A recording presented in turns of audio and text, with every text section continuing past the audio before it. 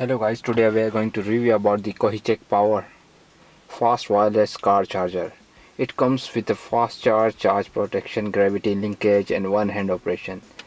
First of all, we would like to see what's written inside the box. It has the model number T536. Let's unbox this first and see what's inside the box.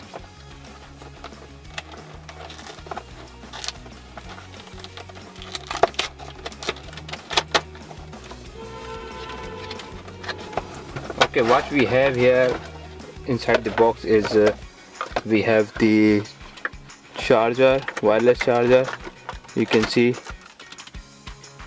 and one USB cable for the current. And what's more inside the box is it is a mount which you can connect to the window for the support.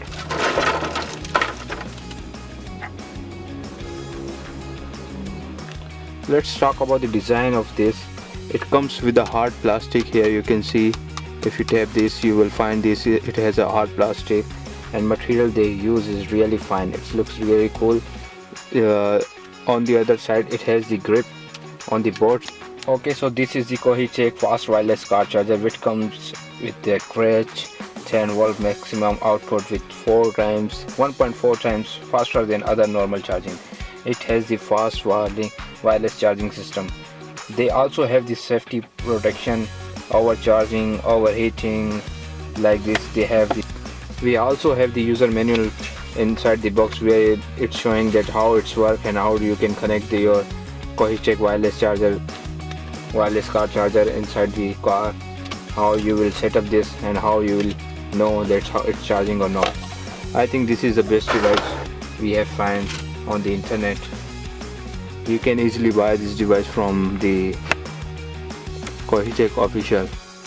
All you need to do is just to grab this and charge your smartphone with the better quality and the better result.